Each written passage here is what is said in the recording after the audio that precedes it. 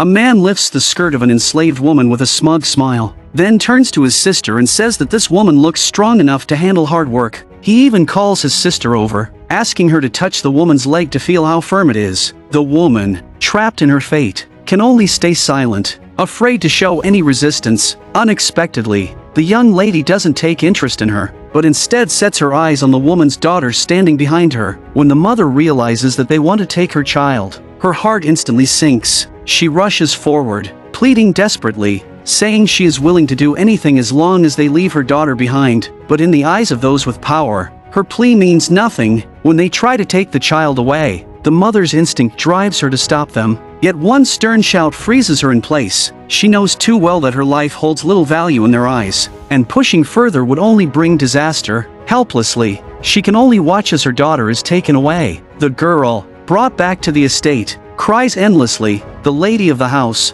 Caroline, coldly tells her that her mother has been sent away, warning her to stop crying and focus on her duties. But outside the fence, the mother watches in tears, her heart breaking. A servant quietly urges her to leave, whispering that if she's caught, nothing can save her. Later, Caroline gives the girl a new name, July. Unlike the others, Caroline doesn't make her do heavy labor. Instead, she teaches her to read and write, hoping July will grow into a graceful and well-mannered young woman. As July grows up, the memory of being separated from her mother never fades, and a silent anger burns within her. Whenever Caroline calls her, July pretends not to hear. When folding Caroline's clothes or washing them, she sometimes damages them on purpose, even cutting off buttons and hiding them in her pocket. Yet Caroline never scolds her, only reminding her gently to be more careful next time. Though Caroline can be stubborn at times, she treats the people around her with unusual kindness, so they never truly fear her. As Christmas approaches, Caroline decides to hold a grand dinner party, inviting the most important guests in town to find a suitable wife for her brother. She demands Irish linen tablecloths and wants 100 beeswax candles hanging on the walls. But when she learns that the steward has added an extra charge on top of the candle price, she becomes furious and slaps him in anger. That single slap plants resentment deep in his heart. Seeking revenge, the steward and a few others secretly sabotage the preparations, cutting Caroline's dress, replacing the fine tablecloths with dirty sheets, and swapping the candles for cheap ones. The grand dinner is soon filled with a terrible smell, as if the place had turned into a slaughterhouse, and Caroline loses all her dignity in front of the noble ladies. When the banquet begins, Caroline's brother John stands up to give a speech,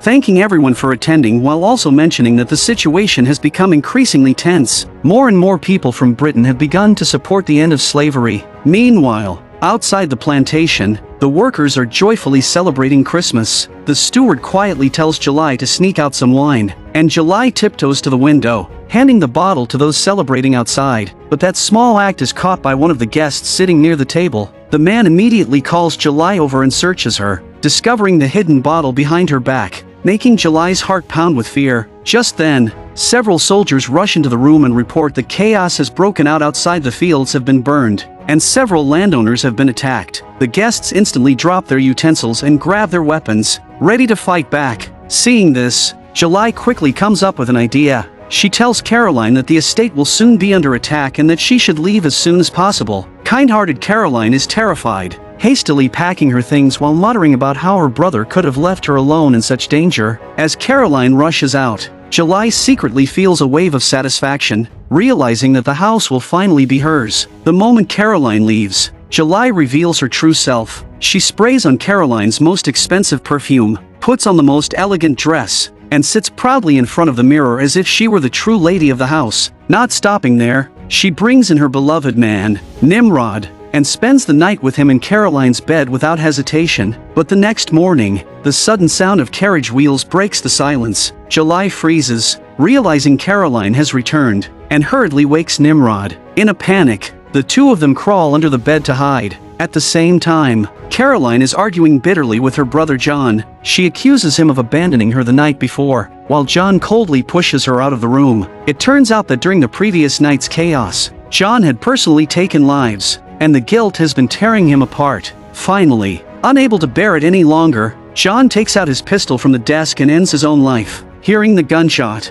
Caroline rushes back in, only to find her brother lying motionless on the floor. The sight shocks her completely, leaving her paralyzed in fear. Under the bed, July trembles uncontrollably, and a small noise escapes her lips. The overseer, hearing the sound, immediately bends down and drags Nimrod out. In panic, Caroline points at Nimrod, accusing him of being responsible for her brother's death. At that time, taking one's own life was considered a crime, and someone had to take the blame for John's death. Caroline believes that if no one confesses, she herself will have to bear all the consequences. The overseer then decides to execute Nimrod on the spot, even as Nimrod pleads that he is innocent. At the critical moment, July bursts out from under the bed, knocking down the overseer and escaping with Nimrod. They flee to a distant plantation, but the people there soon recognize July. It turns out this is the very place where she was taken away from her mother years ago. When July's mother hears the news, she runs with all her strength to see the daughter she has missed for so long, but the guards are already closing in. Nimrod is captured and killed on the spot, leaving July in despair, waiting helplessly for what's to come. But at the last moment, her mother arrives, and in one final act of courage, she strikes down the overseer, saving her daughter. July watches her mother's figure fade into the distance, tears streaming down her face. But before they can exchange more than a few words, the pursuers arrive. Without hesitation,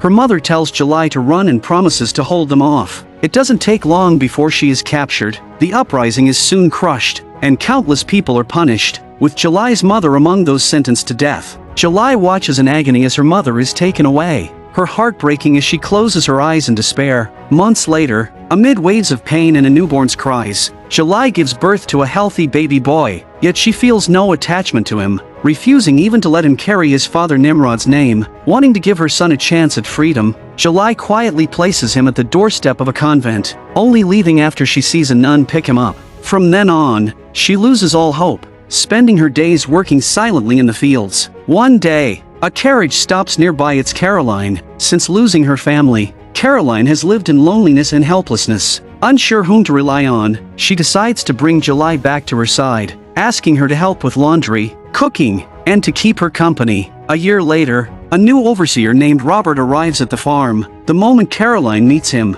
she finds herself drawn to him. Robert's mission is to bring freedom to the workers, announcing that everyone will now be free and no longer bound to the estate. From now on, they can choose to stay and work, paying rent to the landowner each month. But when the people hear they must still pay rent, they grow angry and walk away, leaving Robert at a loss. Though his reform meets resistance, Caroline is fascinated by his determination and begins to show her affection. Even on a stormy night, she sends July through the rain to deliver a message, inviting Robert to dine with her. But July has her own plan in mind. Longing to escape her lowly position, she decides to use this opportunity to change her fate. That day, July skillfully manages to ride in Robert's carriage. As they near their destination, she asks him whether he owns any books about England. She says she wants to learn more about the country and casually mentions that she heard his father was from there. Robert smiles and agrees, saying he has one such book and can lend it to her later. Hearing this, July secretly rejoices. At that moment, Caroline, watching from the window, feels a surge of jealousy. Furious, she orders July to wash and mend all her clothes at once, but instead, July seizes the chance to wear Caroline's dress, carefully fixing her hair with a scarf, freshening herself up,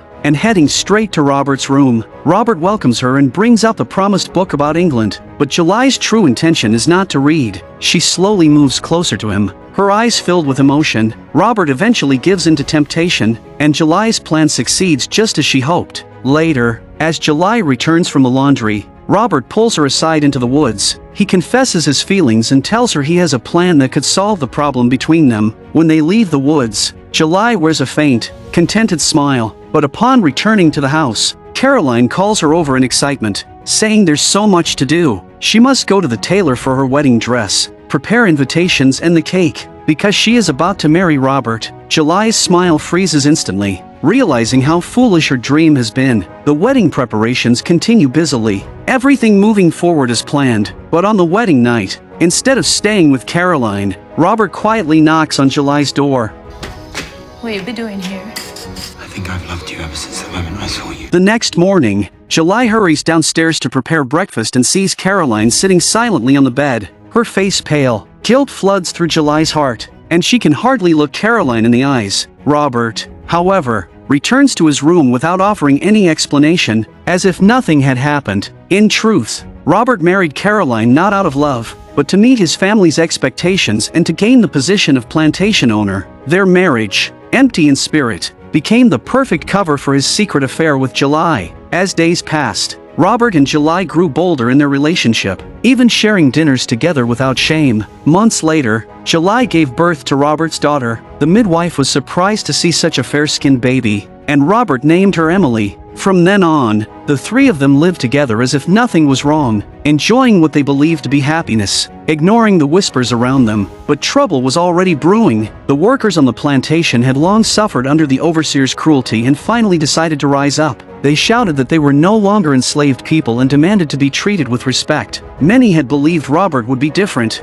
a man ahead of his time, but deep down, he had never seen them as equals. Though he had announced freedom for all, the overseers still carried their whips, and nothing had truly changed. When Robert realized that the sugarcane fields were nearly abandoned and the harvest season was slipping away, he began to panic. He learned from the overseer that most workers had stopped showing up, so he ordered them to gather everyone and work day and night to finish the harvest. But the workers refused, saying they would rest for Christmas no matter what. Desperate, Robert offered double pay, but even then, they made excuses and walked away. Feeling humiliated and angry, Robert regretted ever granting them freedom and stormed off in frustration. As the days passed, the ripe sugarcane began to rot in the fields, threatening to ruin the plantation. The next day, Robert tried to force the workers back by raising the rent on their homes. He ordered notices to be posted across the estate, but he underestimated their determination. Upon seeing the announcement, the workers tore it down and confronted Robert directly, declaring they would neither work nor pay rent ever again. Robert tried to reason with them,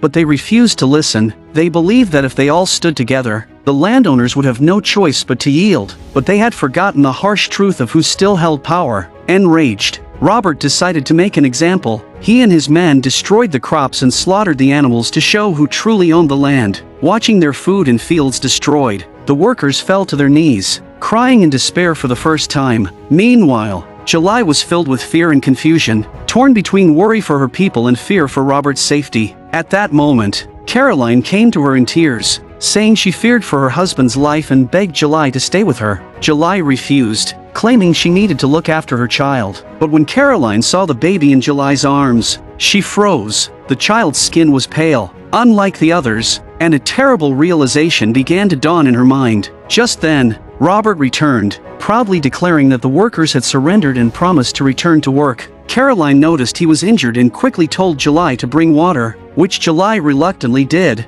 That night, for the first time in a long while, Robert stayed in Caroline's room, but the next morning, not a single worker appeared in the fields. Realizing he had been deceived again, Robert's fury exploded. He grabbed a sickle and stormed into the cane fields alone, determined to do the work himself. But thousands of acres were impossible for one man to handle. When July saw him struggling, she tried to calm him, but Robert, filled with anger and resentment, lashed out at anyone who came near. Fortunately, Caroline arrived just in time to pull July away from danger. Eventually, Robert calmed down, but July could feel he was no longer the same man she once knew. Soon after, the workers abandoned the plantation completely, seeking true freedom elsewhere. With no one left to tend the land, the sugarcane rotted, and Robert fell ill from stress and exhaustion. Caroline forbade anyone from visiting him, especially July, believing it was the workers and July's influence that had ruined her husband. But Robert only wanted to see his daughter Emily. Caroline promised July that if Robert wished to see her,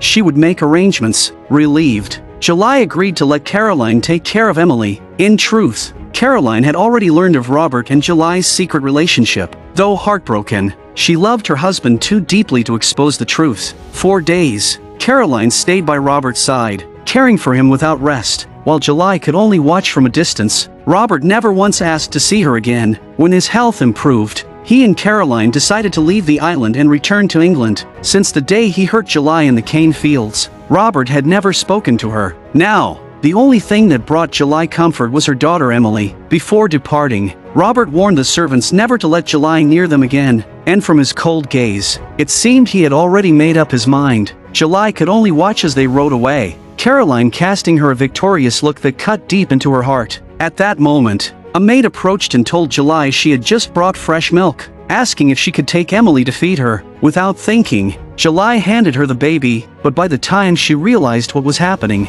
it was too late. The maid carried Emily to the dock and boarded the same ship as Robert and Caroline. July stood frozen, realizing she had fallen into their trap, losing her second child just as she had lost the first. Her first baby had been left at a convent's doorstep, and now her second was taken away forever. Her world collapsed completely. Later, July collapsed on the road and was rescued by a group of her people, who took her in, but soon after, drought and illness struck, forcing her back into the wilderness, surviving only through begging. One day, as she sat on the roadside, a well-dressed man approached her and kindly invited her to his home for a meal. July thought to herself, "I have nothing left. What more could I lose? It's been days since I'd eaten." So she agreed. During the meal, the man finally revealed the truth. He said, "I am the child you left at the convent all those years ago." July froze in shock, her eyes wide with disbelief. The man explained that he had grown up in England, received an education, and started working as an apprentice at 12. Through determination and hard work, he had built a successful life, and after years of searching, he had finally found his mother. That day marked the end of July's years of wandering. Her son later recorded her story, and the film we've just watched is based on that very tale adapted from the novel The Long Song. I'm a movie enthusiast. Thanks for watching. See you next time.